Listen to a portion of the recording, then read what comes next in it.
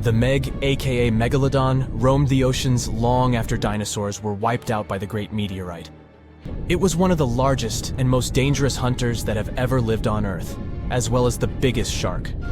But then, about 3.6 million years ago, the last of its kind disappeared from our planet, leaving only huge teeth for modern archaeologists to keep finding.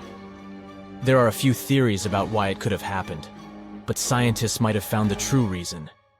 The Megalodon, which means big tooth, was the largest shark ever to exist.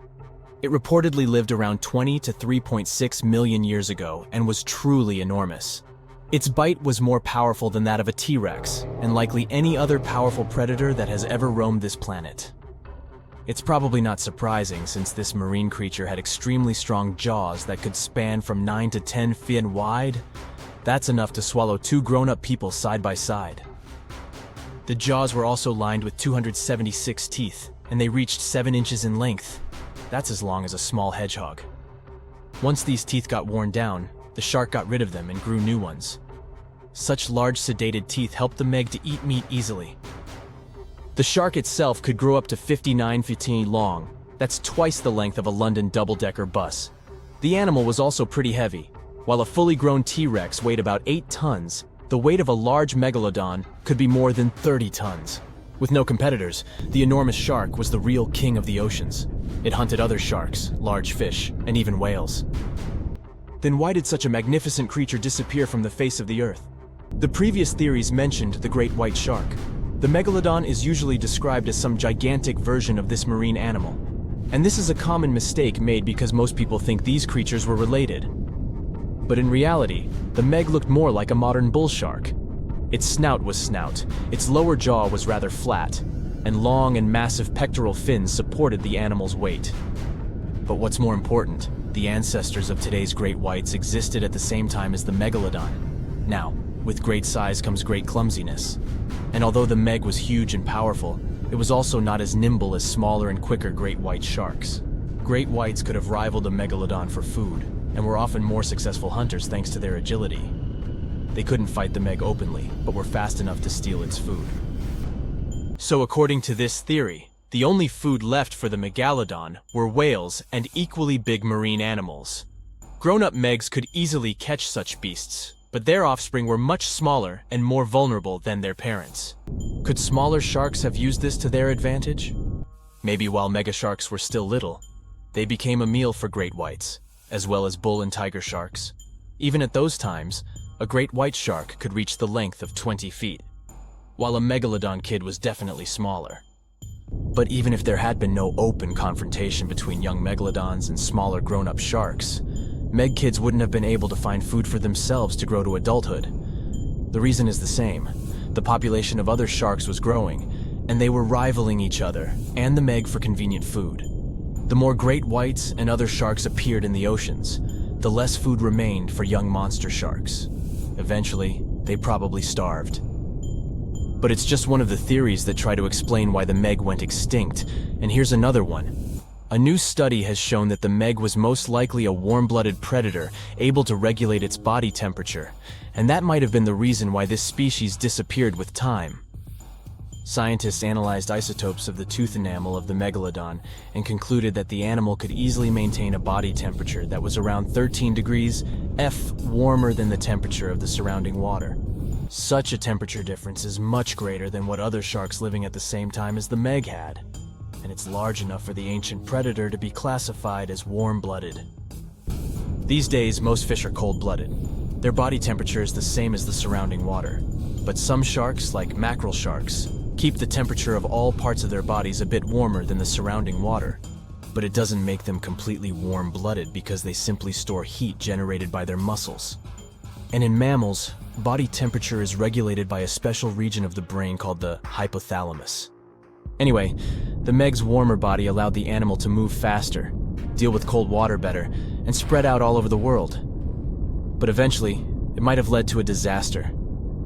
The megalodon lived during the Pliocene epoch, pronunciation. It began approximately 5.3 million years ago and finished 2.5 million years ago. During that period, global cooling occurred. It also caused the changes in sea level, which the megalodon probably didn't survive. The main problem for the predator was to maintain an energy level allowing its body temperature to remain elevated.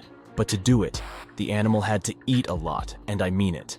But it was a challenging task in a time of changing marine ecosystems and while competing with newcomers, such as the great white shark. If this theory is true, then the amount of energy the Meg had to use to remain warm could have contributed to its extinction.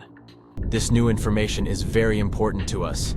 It shows that many marine predators in modern oceans might be experiencing the effects of ongoing climate change too.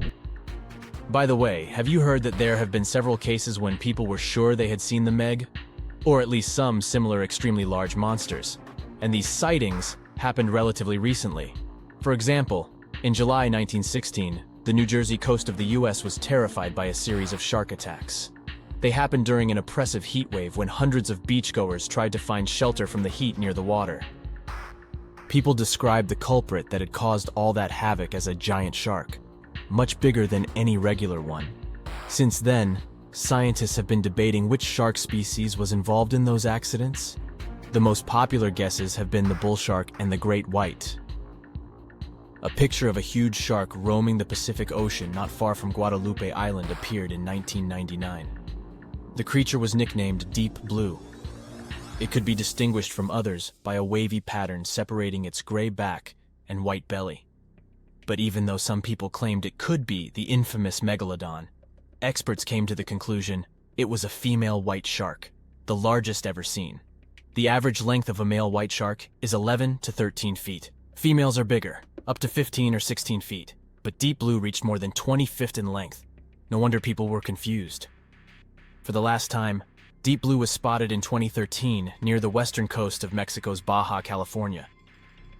But look, there's another jumbo shark, and you can meet it in any part of the world. The largest specimens can reach 40 feet long and weigh about 5 or even 6 tons. Could it be, if not the megalodon itself, but one of its relatives? Again, a wrong guess. That's the basking shark.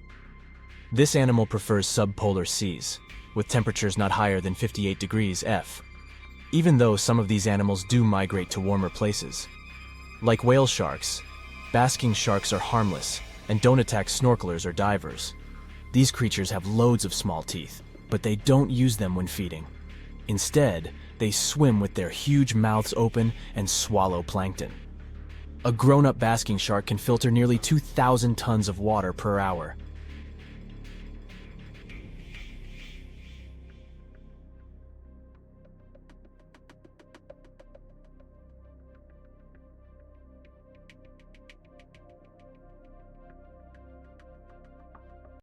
It was the largest fish our Earth had ever seen, and its bite was strong enough to crush a car. The largest of its teeth found was the length of a remote control. It consumed about 2,500 pounds of food a day. That's like 3,300 cans of tuna for you. The earliest megalodon fossils are from about 20 million years ago, but you won't see its skeleton, and that's because the mighty Meg had no bones. A skeleton made from bones gives most animals their body shape and strength. Sharks, though, come from the same subclass as rays, skates, and sawfish and have cartilage instead of bones. Cartilage is a tissue that is softer and more flexible than bones, but it's still tough enough to shape the body and protect the internal organs. Some areas are more flexible, since cartilage is weaker, and some, like the shark's head, are much tougher, thanks to calcified cartilage. Their snouts, though, are made of really soft and flexible cartilage to work like a bumper in case of a collision with some dangers. Who knows if they'd be able to do all this with a heavy skeleton? Plus, cartilage makes their jaws more flexible, and they can open their mouths much wider than they would with a jaw made of bone. Our hero, Meg, was no exception, and it had the strongest bite of all living creatures, which was also made possible by a skeleton made of cartilage. Sharks take full advantage of their cartilage. It helps them swim and turn fast while hunting. One drawback of this type of skeleton is that it was really tricky for scientists to establish the shape and size of Meg.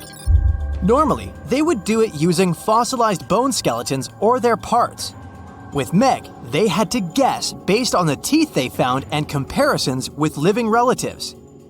A more recent 3D computer model was based partially on scans of a preserved spine discovered in the 1860s. The model showed that Meg was bigger, faster, and even hungrier than scientists had previously thought. Looks like an average megalodon was 52 feet long. That's slightly bigger than the height of the Hollywood sign and weighed 10 times as heavy as an elephant. There were also much bigger creatures. Scientists still aren't sure how the megalodon got this size. The fact that there were bigger and smaller megs probably has to do with a little something called Bergmann's rule. It says that the temperature of the surrounding environment affects the animal's body size because they either need to conserve or shed heat. The megalodons that reached cooler waters probably needed more body weight to make sure they survived in low temperatures. Those living in warmer waters had to be smaller to avoid burning up. If the researchers were correct in their calculations, it also means that Meg reached a cruising speed of over 3 miles per hour, which is much faster than other sharks. The still-living great white shark can cover a distance of nearly 7,000 miles without stopping, which is 9/10 as long as the diameter of Earth. It looks like the megalodon could have gone much further. Megalodons managed to survive on our planet for nearly 70 times longer than humans have. They were roaming the oceans for around 20 million years, and you could see them pretty much anywhere except near the poles. Scientists discovered the most northern fossils off the coast of Denmark and the most southern in New Zealand. The reason why there were no megalodon teeth found in Antarctica is most likely that these adapted to only warm tropical and subtropical waters. The younger ones like to keep to the shores, while full-grown adults preferred coastal areas, but they could easily move into the open ocean as well. When our planet went through a period of global cooling and drying, and the seas began to freeze around 3.6 million years ago, there was less and less room for Meg to thrive. Much of their prey, like smaller whales, seals, and sea turtles, disappeared or relocated to waters that were too cold for our hero. And at the same time, the number of its natural competitors, like smaller predatory sharks, like the great white shark, and whales, increased. This shifting food chain dynamics could have been even more dangerous for the Meg than the cold ocean water. You're used to seeing them on the big screen as heartless monsters, but these huge sharks were actually loving and caring family guys. Scientists discovered several megalodon nursery areas in Florida, Maryland, Panama, and off the coast of Spain. It looks like they gave birth to their young in shallow water environments. Then, little Megs would stay there with adults protecting and raising them until they were ready to fight off predators. The mighty Meg had 276 teeth in 5 rows in its mouth. Similar to other sharks, it was fast in replacing its worn-out or lost teeth. With 4 or 5 rows of teeth in its mouth, it basically acted like a conveyor belt, able to grow back damaged or missing teeth. This means that an adult megalodon probably would have grown several thousand teeth throughout its lifetime. Although the great white shark is often mentioned as Meg's closest relative, they'd hardly be distant cousins. The ancestors of today's great white existed at the same time as the Meg, but they weren't best friends and even rivaled each other. The great white shark wouldn't win in a head-to-head fight with a Meg, but it was a better hunter using its smaller size and agility to snap up the giant's prey quickly. This only left the bigger fish and whales for the Meg, but its food supplies began to run out as the whales swam to the cooler new seas. Rather than a great white, the megalodon is more like a modern bull shark. It had a short snout, a flat lower jaw, and huge pectoral fins to support its massive weight and size. We also speak of Meg as an extinct giant, but can we be 100% sure it isn't hiding somewhere as we speak? After all, we've only explored 5% of our oceans altogether. The Mariana Trench is the deepest oceanic trench on Earth, and you could dip the whole of Mount Everest in its deepest part, and over a mile of it would still be above the surface. If a megalodon or two needed a place to hide, that would be the perfect spot. It wouldn't be the coziest place to live, though, with its cold water and total darkness. Plus, the pressure there is 1,000 times stronger than at sea level. So, if a Meg really were hiding down there, it would have serious issues with its teeth, because calcium would dissolve under that pressure. To survive here, it would also need to learn to navigate in complete darkness. That means it would have either become bioluminescent or evolve to grow massive eyes like the giant squid. If the Meg were still around and true to its dietary choices, it would have to eat smaller fish, and that would be a problem for us humans. Especially those of us who love fish, that is. And the ocean isn't cooling down these days. The megalodon would love its temperature and would thrive and reproduce faster than ever. Those giants would create some massive problems for cargo ships and cruising vessels. In case you're now scared at the thought of meeting a megalodon, relax. Most scientists don't think it's possible because of our hero's size. Most foods that megalodons like to eat live in shallow ocean areas and not in the deep, deep sea. Meg would need to come up for dinner every now and then, and it's kinda hard to miss a creature this big. They're both giant prehistoric creatures to us, but the megalodons and the dinosaurs never actually coexisted. The dinosaurs probably died out about 66 million years ago. Megalodons seem to have appeared a bit later. One of the SCP Foundation bases is located somewhere at the bottom of the Atlantic Ocean. This top-secret place is ideal for securing, containing, and protecting humanity from weird, terrible, and very dangerous creatures and objects. Every morning, staff with high-level access check all the mysterious beings kept in cages. SCP-87 is a room with a dark staircase leading to pitch darkness. The object itself is a pale face without pupils and a nose. The object hasn't been studied yet and represents an average level of danger.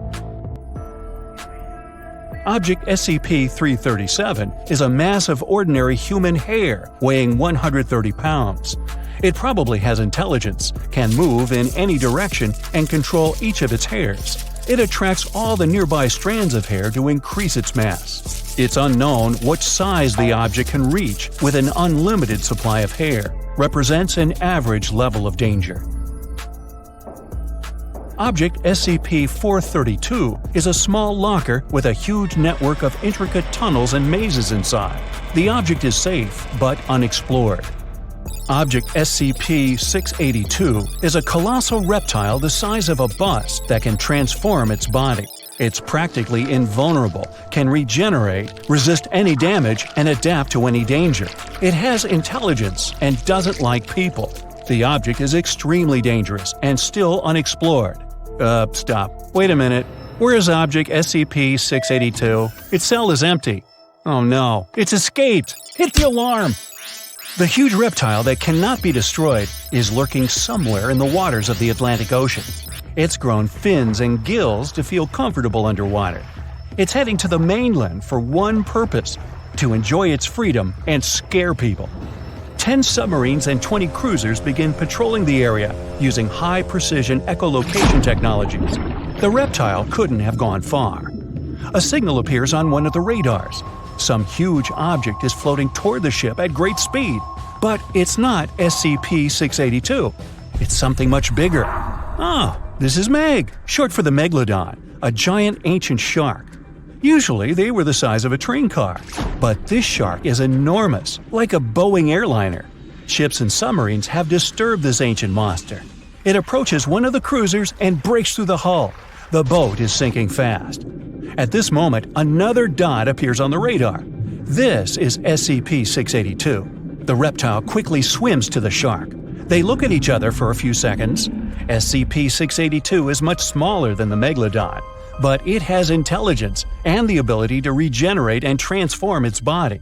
The first reason for this, it's faster than the Megalodon. The shark swims quite slowly because of its gigantic size and weight. It lacks agility. The reptile can grow several fins and move 4 times more quickly than Meg. Another reason, Meg only has 2 eyes. It can't see anything with its back turned. SCP-682 can grow several additional eyes on any part of its body, if it wants to. Besides, the limbs of the Megalodon are its fins and a large tail. It only uses them for swimming. SCP-682 can have up to 10 limbs. These can be paws with claws or tentacles. It can grow arms with sharp spikes or bone ridges. It can attack or defend itself with them, take objects, or destroy something. But there's one thing that can help defeat the reptile: jaws. The megalodon has about 300 large sharp teeth. Each of them is the size of a human palm. But SCP-682 can grow 1,000 small teeth, like those of a piranha or crocodile. The reptile can grow anything, but it can't increase its strength. The power of the megalodon's jaw is much greater. It can easily bite through the ship's metal hull or firmly grasp SCP-682. The only problem is that the reptile can recover from any damage caused by the shark. Besides, it's too fast and can quickly escape the toothy mouth. The chances of success for the shark are minimal. SCP-682 has already calculated all the weaknesses of its enemy. And now, an epic show begins. Two monsters are swimming towards each other. The megalodon opens its mouth to catch the beast, but the reptile deftly dodges it. The shark pushes the enemy with its giant tail. The force of the impact is equal to the force of a 5-story building falling on the ground. SCP-682 flies off to the side and loses consciousness. But after a few moments, it opens its eyes. The creature recovers in 3 seconds. Razor-sharp crests now grow in its hands. SCP-682 can easily win with these limbs. It's swimming toward the shark, but at this moment, several strong nets fall on the reptile. This is help from people. The reptile cuts through the nets, while the giant shark opens its mouth and bites the crests off SCP-682. Then it catches the reptile in its jaws. Inside the shark's mouth, SCP-682 regenerates completely and tries to escape. Meg spits the enemy out. The reptile grows large bone maces on its hands. It's going to use them like hammers, but the thick skin of the fish provide good protection, so these upgraded arms are useless. The shark just doesn't feel anything. It twists and tries to catch SCP-682 in its jaws once more, but the reptile quickly swims away. SCP-682 realizes it won't defeat Meg in open combat, so it shrinks to the size of a small salmon. The shark loses sight of the enemy. At this point, SCP-682 swims inside the opponent's mouth and gets into its stomach. The shark starts to panic. It starts thrashing around and spinning. Something is happening inside its body. Then the megalodon spits out SCP-682 and slowly sinks to the seabed. Meg is defeated. SCP-682 has won. It was obvious. People throw nets on SCP-682, but it cuts them into tiny threads. It climbs onto one of the ships and smashes the vessel. People run away and jump into the water. SCP-682 hits the deck of the ship. The monster wants to move on to the next boat, but notices several big fins in the water. A few dots appear on the radar. These are 5 megalodons. They're swimming here to avenge their friend. SCP-682 jumps back into the water. Sharks surround it from all sides. They take turns trying to catch it. The reptile manages to dodge the first, second, and third one. The fourth shark finally grabs it. SCP-682 covers itself with stone scales. The fifth Meg bites the reptile from the other side, but SCP-682 doesn't feel the bite.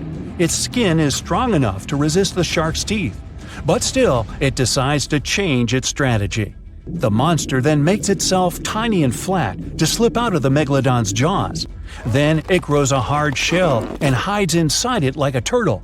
Sharks can't chew through the shield. They toss SCP-682 in different directions like a ball. Sharp thorns begin to grow out of the shell.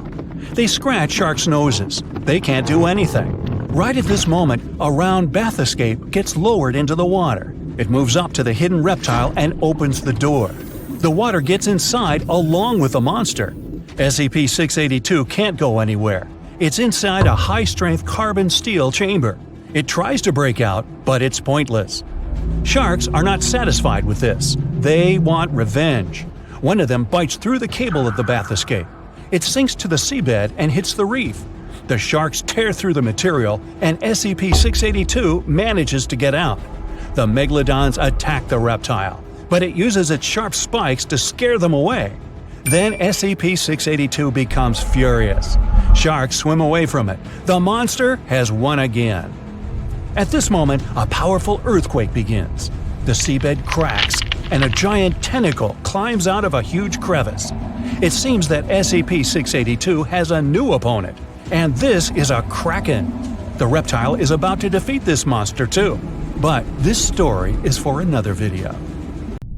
It was one of the biggest creatures ever to roam the Earth. It was longer than your average school bus and could easily weigh more than 10 elephants combined. But where did it live? How did it end up having this size?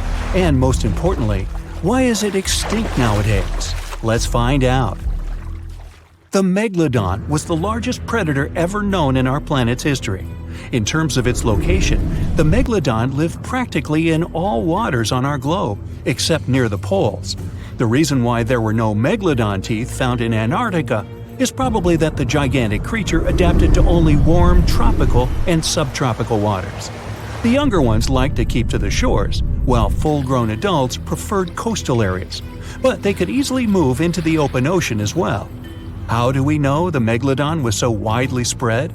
We can only presume, based on the fact that they discovered the most northern fossils off the coast of Denmark and the most southern in New Zealand. The discussion of how the megalodon got this size is still open in the scientific community. They recently found out that not all the specimens from this fascinating species reach the same huge size. This has to do with a little something called the Bergmann's rule, which says that the temperature of the surrounding environment affects the animal's body size because they either need to conserve or shed heat. The megalodons that reach cooler waters probably needed more body weight to make sure they survived in low temperatures. On the contrary, those living in warmer waters had to be smaller to avoid burning up. But what did this enormous fish look like? Most modern depictions show the megalodon resembling an enormous great white shark. But well, it seems it may not necessarily be correct.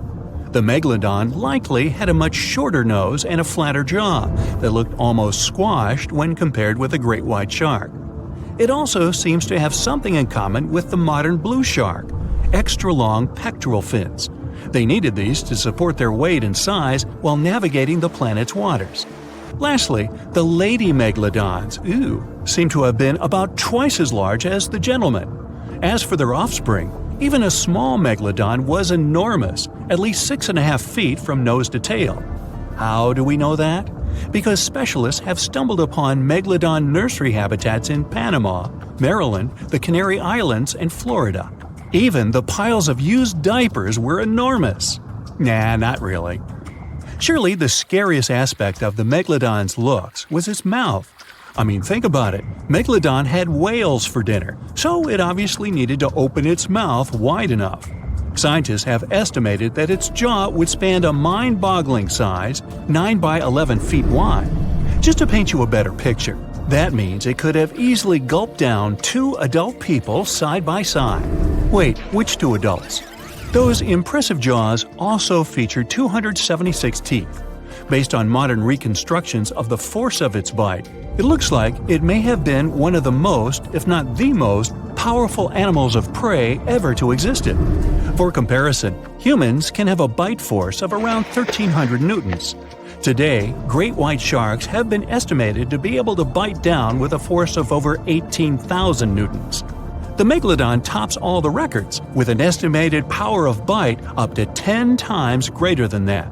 It could basically crush a car with very little effort. Its teeth were also pretty amazing. Similar to sharks, the megalodon was fast in replacing its broken or worn teeth. With 4 or 5 rows of teeth in its mouth, it basically acted like a conveyor belt, growing back damaged or missing teeth within about 48 hours. This means that an adult megalodon probably would have grown several thousand teeth throughout its lifetime.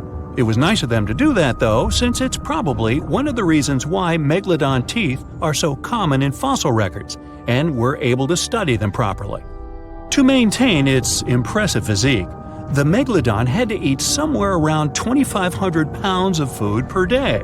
Can't wrap your head around that? Well, it was the equivalent of 1 1/4 cows per day to survive.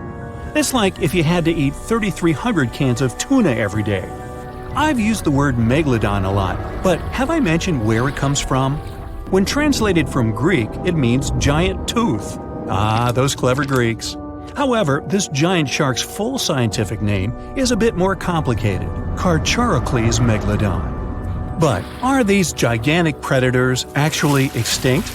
We tend to believe so, but let's be honest for a second.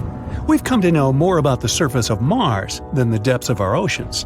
Like, we've only explored 15% of our oceans altogether. Who knows what may be lying out there in the deep? Maybe some ancient predators? The Mariana Trench is the deepest oceanic trench on Earth. The Challenger Deep, its deepest part, is so deep that you could dip the whole of Mount Everest in there and it would still be over a mile above the surface. That's deep. If a megalodon or two ever needed a place to crash, that would be a discreet enough location. However, the Mariana Trench is not a particularly comfy place to be in. Because it's cold and steeped in total darkness and all. The temperatures here are around 36 degrees Fahrenheit all year round. And to top it all off, the pressure is 1,000 times stronger than at sea level. So it's safe to assume that if any megalodon is hiding in here, its teeth and bones might not be looking so good. Because of the intense pressure here in the Mariana Trench, proteins and calcium start to dissolve and disintegrate. That's why, for example, the Haddell snailfish, the deepest dwelling fish we've discovered, has evolved to feature flexible cartilage instead of bones. To survive here, the megalodon would also need to learn to navigate in complete darkness. That means it would have to either become luminescent or evolve to grow massive eyes like the giant squid. While it may sound like an intriguing and good idea for a movie script, most scientists don't think it's possible. Why? Well, most of them say it's because of the megalodon's size. Most foods that megalodons like to eat live in shallow ocean areas and not in the deep, deep sea. Specialists believe that if these animals were actually still roaming our waters, there's no way we wouldn't know about it. They would need to come up for dinner every now and then, right? Their food is also the most likely cause of why the megalodon is not alive anymore. While some specialists believe the megalodon became extinct because of a drop in the ocean water temperature, most scientists suggested that the shifting food chain dynamics may have been more to blame. Why? Because at some point, there was less and less of its primary food source, baleen whales, and at the same time, the numbers of its natural competitors, like smaller predatory sharks like the great white shark and whales, increased. The megalodon did live on this planet a lot more than we did, and way back when we didn't even exist yet. They were here for nearly 70 times longer than we, modern humans, have, inhabiting the oceans for around 20 million years. Homo sapiens appeared around 300,000 years ago. The megalodon managed to survive for so long mostly because of its unbeatable size. I mean, they can make a meal out of almost everything in the sea at the time. We may think about both of them as prehistoric creatures, but the megalodons and the dinosaurs never coexisted on Earth. The dinosaurs probably died out about 66 million years ago. Megalodons seem to have appeared a bit later. That's because the oldest megalodon fossils we have yet discovered are from the Miocene epoch, which began 23 million years ago. So long, Meg. The megalodon was the biggest shark to ever live. Not only that, it's one of the biggest fish and the largest predator in Earth's history. Over 3 times longer than the biggest great white shark on record. The females have also been found to be twice the size of the males. The megalodon could swallow a small car without even touching its teeth, if cars had been around then. In fact, the Meg was so big and powerful that it had no natural predators. It was the uncrowned king of the seas, swimming freely from ocean to ocean. This cosmopolitan creature was found all over the world, from America to Europe and Australia and Japan, assuming there were countries back then. Meg fossils have been found on every continent except Antarctica. Everybody skips Antarctica. Science tells us that the megalodon went extinct over 3.6 million years ago. But could they still be alive at the deepest depths of the ocean? The fearsome name, megalodon, comes from 2 Greek words, megas, meaning big, and odont, meaning tooth. Combined, they mean big tooth, and it certainly lived up to its name. Just one of its chompers is the same size as a human head. It had 276 humongous teeth in total, across 5 terrifying rows. In all of history, only a couple of saber-toothed cats and the T-Rex had consistently bigger teeth. Now that's a showdown I'd like to watch. The megalodon vanished millions of years ago, leaving only huge teeth to be found by modern archaeologists. Only around 80% of the ocean has been explored, so who knows what's lurking at the bottom. If you did manage to make it down, it's unlikely that you'll run into Meg though. The sharks, like us, preferred warm coastal waters. Deep ocean living would be too cold for the beasts, and food would be scarce. Their entire bodies would also have to evolve to avoid being squished by the enormous water pressure down there. It's unlikely that they're still around, but not impossible. Now, about the appearance of the megalodon. Scientists believe it didn't look like a great white shark. The megalodon belongs to a different fish family and most likely looked like a giant sand tiger shark. Flattened snout, small eyes. Its dorsal fin moved backward. The sand shark has two dorsal fins about the same size. The coloration is light brown with a white belly. It may have had brown-red spots like a sand shark all over its body. We used to think of the megalodon as something scary from the first finds of its fossils. That was back in the Renaissance era. People found some teeth in the rocks. At first, these teeth were thought to be the tongues of dragons or snakes. And here is the first drawing of what the owner of these teeth supposedly looked like. A massive snout with a scary nose and a bunch of razor-sharp teeth. The megalodon is usually described as a sort of giant great white shark, but this is just a common myth. In fact, the ancestors of today's great white existed at the same time as the Meg. But they weren't the best buddies and were even in competition with each other.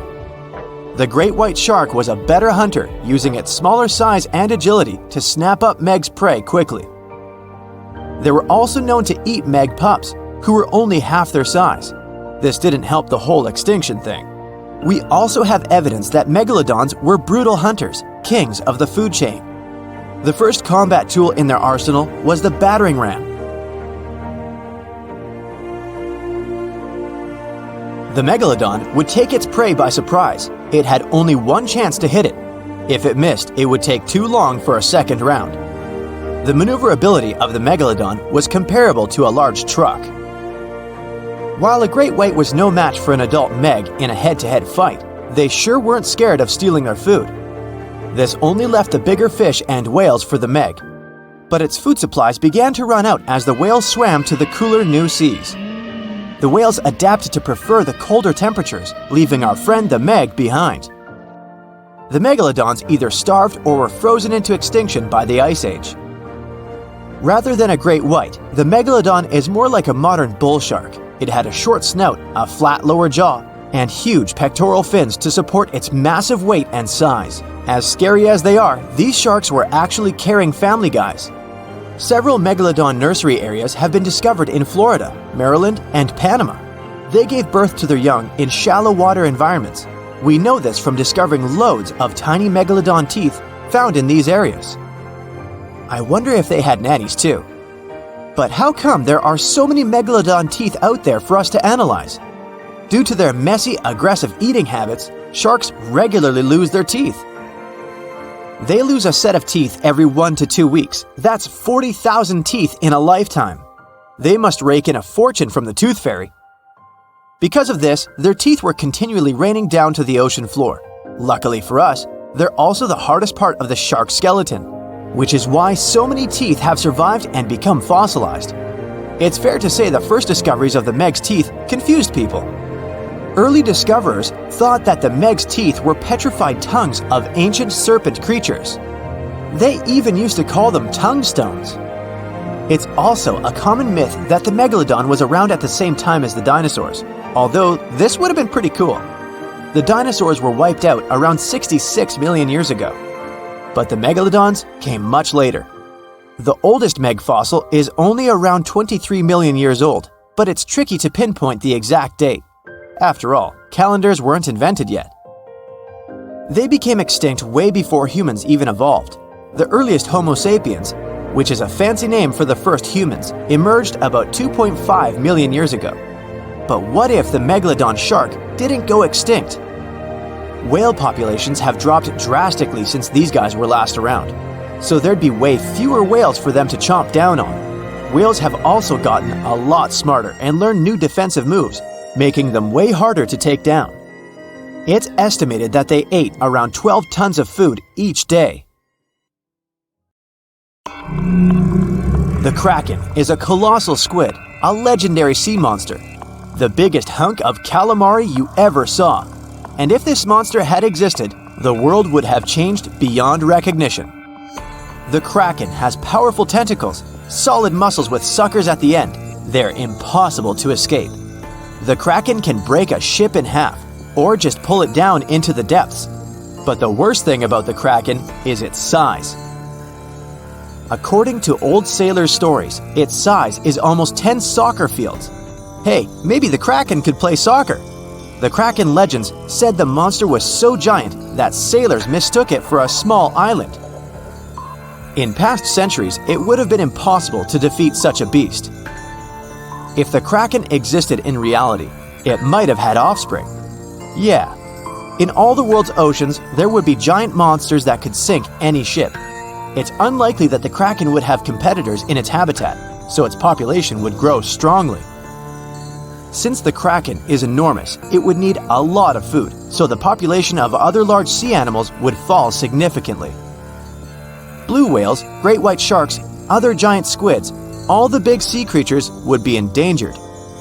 The Kraken belongs to the cephalopod genus. This species includes squid and octopus, some of the most intelligent creatures on the planet. The Kraken is a skilled hunter and will never fight in the open. Colossal squids live in deep waters, and they have the largest eyes among all animals. The squid's eye is the size of a dinner plate. Thanks to this, they can see their prey from far away. Similarly, a Kraken would spot the ship much sooner than sonar could pick up the Kraken. It would always have the drop on you. Well, that's not good. In 1857, a squid beak was discovered on the coast of Denmark. Other huge squid remains were found in the Bahamas, and then scientists were convinced that gigantic squids existed. While colossal squid have been officially discovered since then, it's been more than 100 years and we still don't know what the max size they can grow to. The fact is, colossal squids are one of the most elusive creatures on Earth. They live in the depths of the ocean where it's challenging for scientists to reach. Any dive to a greater depth requires powerful, bulky equipment. Underwater bathyscaphs and cameras make a lot of noise and light, which squids notice from afar. They flee before we can see them. It's difficult to say if these huge squids were the size of a small island, but the truth is, we've only studied about 5% of the ocean. It may be that in its depths, monsters much more terrible than the Kraken swim.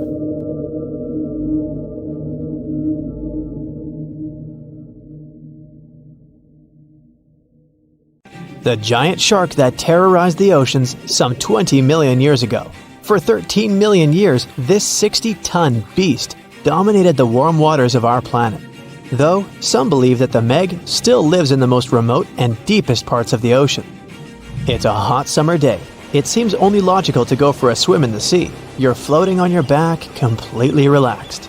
Your eyes are closed. Your breath is even. Water's pleasantly cool around your body. A light breeze touches your face. You feel calm enough to doze off. Suddenly, something bumps into your leg. Yanked out of your half-slumber, you begin to flail until you're face-to-face with the invisible danger. Luckily, all you spot is a couple of easily recognizable fins and cute smiley snouts. Phew, just dolphins. Guess you're lucky to meet them in the wild. These amazing creatures are so close, you can touch them. You've heard people say dolphins' skin feels rubbery, but to your mind, it's more like the inner part of a hard-boiled egg.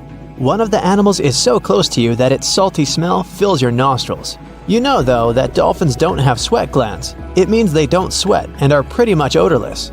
The smell you sense comes from the water they swim in. The largest and most ferocious predator to ever haunt the oceans, the megalodon shark dominated the seas for centuries before coming extinct millions of years ago. However, scientists managed to discover very few remnants of the giant shark. Everything we know about the great beast we've learned thanks to fossils of its giant teeth, which are just about the size of the average human hand. a megalodon skeleton has never been discovered. Shark skeletons are made mostly of cartilage, meaning that they decompose quickly. Luckily, sharks continuously shed and regrow teeth throughout their lives. One shark can go through 40,000 teeth in a single lifetime. Scientists have managed to study different types of shark species based on their teeth alone. The megalodon shark had around 276 teeth. When they fell out, those teeth landed in the seabed where they stayed for millions of years, fossilizing. Scientists found those teeth, and they're the only real record we have of the megalodon's existence. Megalodon teeth have been discovered all over the world. It means that unlike other marine animals of its time, the megalodon was intercontinental. Even today, most sharks and marine animals tend to stick to one sea or ocean. The megalodon shark swam freely around the world, moving between tropical and subtropical waters. Megalodon teeth have been found in every continent apart from the freezing cold waters of Antarctica. When a megalodon makes a starring appearance in a movie or TV show, it's portrayed to look like a giant version of a great white shark. Scientists previously believed that the megalodon and the great white shark both descended from one common ancestor. Still, it's not true. In fact, it's more likely that the megalodon was the arch-enemy of the great white shark's ancestor, the broad-toothed mako shark. That means megalodon wouldn't have looked so similar to the great white after all. In reality, the megalodon would have a shorter nose than the great white, along with longer pectoral fins to give the giant shark a stockier and more threatening build. They both had an excellent sense of smell though, so even in prehistoric times, it wasn't a good idea to go swimming with a chunk of raw meat in hand. And it certainly isn't safe now. Whether the Meg's hiding somewhere in the depths, which some still believe is true, or it's gone forever, younger cousins will still be there waiting. Also, both of them like to go after big marine mammals, so they would certainly have things to do together. That is, until the Meg got moody and accidentally ate its friend. You never know. These guys had a different hunting style. Great whites prefer to dive straight towards their prey and find its softest spot, like exposed legs or underbelly. Sometimes, an entire tooth would be found embedded in a bone of some bigger animal, such as a whale. Without the main parts they use for swimming, poor sea animals were then helpless and unable to escape. Yet whales were just a smaller part of megalodon's diet. Seals, sea cows, squids, dolphins, other sharks. The good old Meg probably wouldn't say no to some random school of smaller fish swimming into its mouth either. Nothing better than a good snack after a big tasty dinner. Even those giant turtles weren't safe with their thick shells. The Meg probably took them as a dare challenge on a daily basis. Scientists have used computer simulations to try and work out the hunting style of the ancient shark. Using this technology, scientists have discovered that the megalodon's attack style was very different from that of modern-day sharks. Modern sharks dive straight for their prey's most vulnerable spot, for example, the soft underbelly of a seal. The megalodon's teeth were uniquely suited to biting through tougher areas of cartilage. So, evidence suggests that a megalodon would first chew the tougher fins of their prey, rendering them unable to swim away before launching into their final attack. Some people believe that the megalodon is still alive today, lurking at the depths of the ocean's waters. But it's unlikely to be true. Megalodons are a warm water species, which means they would be unable to survive in the cold waters of the deep ocean. Most of the megalodon's potential prey live in shallower waters, meaning there would be very little for the megalodon to eat at deep sea level. Simply put, if there was an animal as big as the megalodon still living today, we would have spotted it by now. It is unlikely that you'll run into a Meg though. The sharks, like us, preferred warm coastal waters. Deep ocean living would be too cold for the beasts, and food would be scarce. Their entire bodies would also have to evolve to avoid being squished by the enormous water pressure down there. It's unlikely they're still around, but not impossible. Some good news if you do run into one is that the shark is pretty unlikely to eat you. You are way too small a meal for the megalodon, even if you have a couple of friends with you. This guy eats whales that are over 50 feet long. If you're having a beach party though, it's a different story. In a beach full of swimmers, the shark very well might creep up, scooping several humans into its giant mouth without even chewing. The fearsome name megalodon comes from two Greek words, megas, meaning big, and odont, meaning tooth. Combined, they mean big tooth, and it certainly lives up to its name. Just one of its chompers is the same size as a human head. It had 276 humongous teeth in total, across 5 terrifying rows. In all of history, only a couple of saber-toothed cats and the T-Rex had consistently bigger teeth. Now that's a showdown I'd like to watch. The megalodon vanished millions of years ago, leaving only huge teeth to be found by modern archaeologists. They literally disappeared with very few traces left. Scientists believe that over time, deep sea levels dropped and the ocean's temperature went down rapidly. Over a third of all marine life was wiped out as the oceans cooled and the number of animals at the bottom of the food chain plummeted. This had a catastrophic effect on the hungry predators at the top. Sorry guys. It became way too cold for these sun-loving sharks too, which made it difficult for them to reproduce since they gave birth in warm waters. The megalodon is usually described as a sort of great white shark, but this is just a common myth. In fact, the ancestors of today's great white existed at the same time as the Meg, but they weren't best buddies and were even in competition with each other. The great white shark was a better hunter using its smaller size and agility to snap up the Meg's prey quickly. They were also known to eat Meg pups, who were only half their size. This didn't exactly help the whole extinction thing. While a great white was no match for an adult Meg in a head-to-head fight, they sure weren't scared of stealing their food. This only left the bigger fish and whales for the Meg, but its food supplies began to run out as whales swam to the cooler new seas. The whales adapted to prefer the colder temperatures, leaving our friend the Meg behind. The megalodons either starved or were frozen into extinction by the Ice Age. Rather than a great white, the megalodon is more like a modern bull shark. It had a short snout, a flat lower jaw, and huge pectoral fins to support its massive weight and size. As scary as they are, these sharks were actually caring family guys. Several megalodon nursery areas have been discovered in Florida, Maryland, and Panama. They gave birth to their young in shallow water environments. We know this from discovering loads of tiny megalodon teeth found in these areas. I wonder if they had nannies too.